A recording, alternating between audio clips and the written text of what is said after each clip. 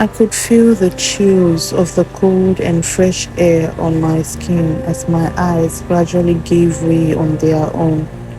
Seeing that I am still on my bed, I asked my grandmother, whose eyes were obviously swollen, what had happened to me. She hugged me so tightly and said, "I thank the Chi that you are awake, my child. I thought I lost you."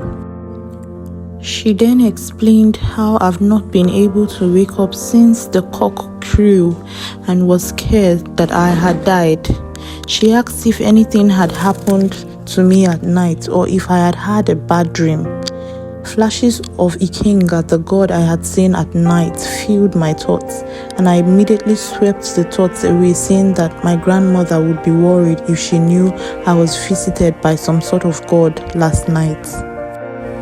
Throughout the day, I was very worried, so while on my way to the stream to fetch water, I immediately diverted to the Dibia shrine to get answers because I was still in shock, but I was curious as well. Immediately I entered the Dibia shrine. He said, "I knew you would come."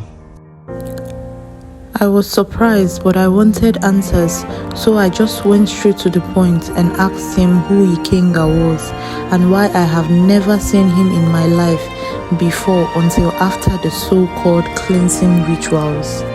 He smiled at me and said, "I am a Dibia and I worship and serve many deities. Immediately you walked into my shrine, Ikenga was smitten by your beauty and he wanted access to see you. So the rituals I performed on you was to make this happen. Marry him and you will never lack anything in this life.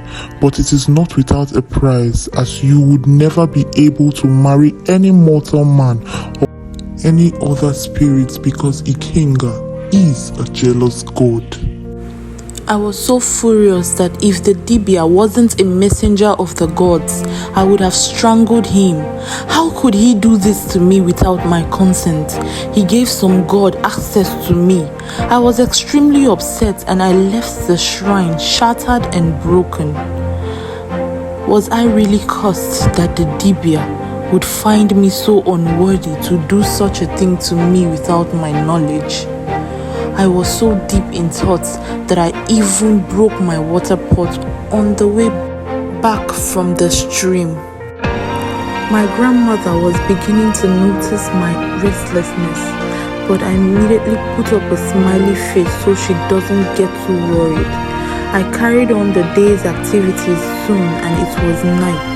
I was so engrossed in thoughts that I didn't know when I fell asleep outside our hut.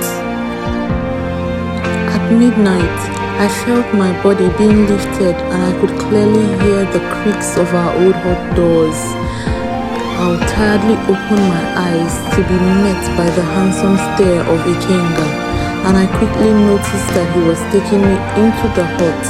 I tried pushing him off, but to no avail. He was far much stronger than me. "What do you want from me?" I asked, and he said, "Marry me, Sochima, and everything I have will be yours." I told him I would rather die, and he vanished angrily into thin air.